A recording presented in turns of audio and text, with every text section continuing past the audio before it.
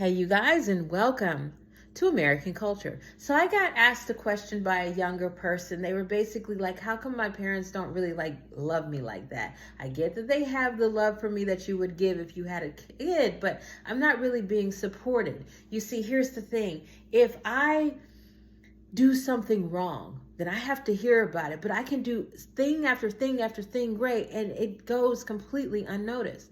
Well, I'm about to tell you why they do that. First and foremost, it has nothing to do with you. This is a storyline that I know very well because my mother did it to me pretty much my entire life. The number one reason why they do this is because that's the way that they know how to love. You see, they know if I give this person this stuff, then in some way, shape, or form, they'll be nice to me. Maybe they'll even stick around. We become people pleasers when all we've done is disappoint. We learn in childhood that our parents don't respond to us very well when we disappoint them, but they do respond better when we please them. This translates into when I become an adult, all my relationships being about giving and giving and giving to somebody in the hopes that they might actually like me back. Now, sometimes it turns into marriages, sometimes into relationships, but it rarely turns into love the same way now. You see, what your parents are doing to you is they're saying, I am sacrificing, I am suffering, I am working to give you all this stuff. And I hope you know that means that I love you. But at the same time, you're saying, I just want you to actually appreciate the good things that I do. I want you to say, good job if I actually clean up my room, or that's great that I got grades. I want you to ask me what my hopes and dreams are. Act like you're maybe invested in helping me achieve them. I think you're supposed to instill some confidence in me, maybe some self-respect.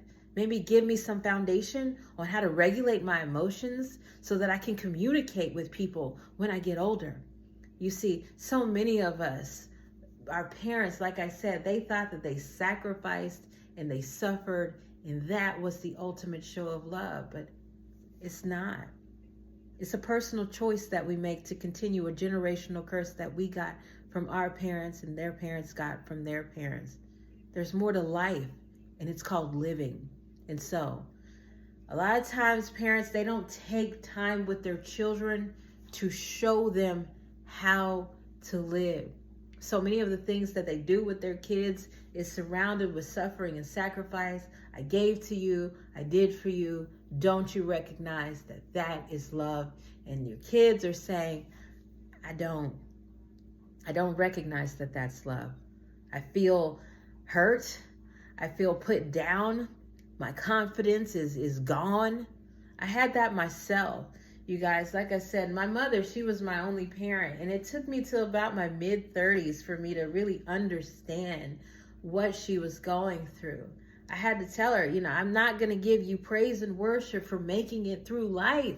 It comes with suffering. It comes with sacrifice. And the majority of that is based off of the way that you thought. You simply didn't make it a point for you to think better in so many circumstances so that you could do better. You didn't trust. You didn't believe. You didn't have faith in yourself. And none of that has anything to do with me.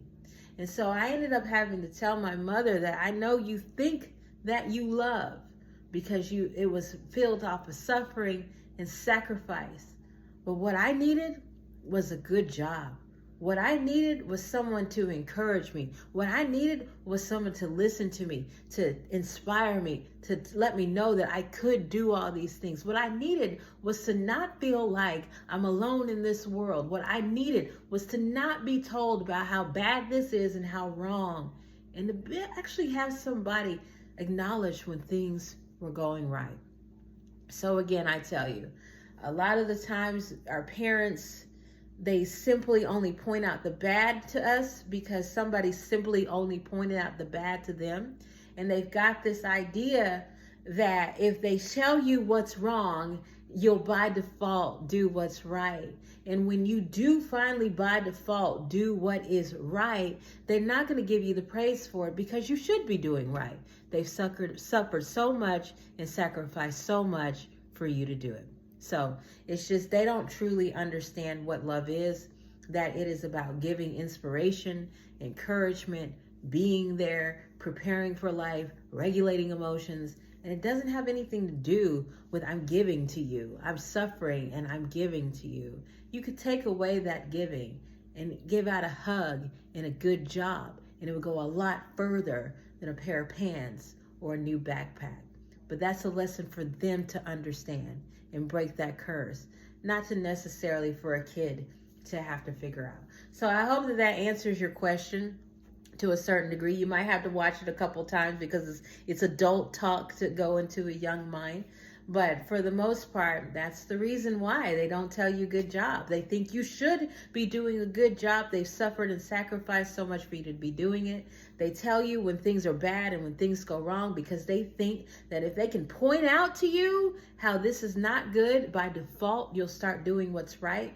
It doesn't work that way. It didn't work that way for them. I don't know why they think it's going to work that way for you.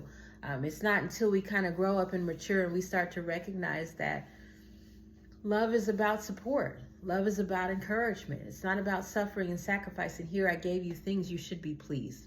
Have a blessed day, you guys.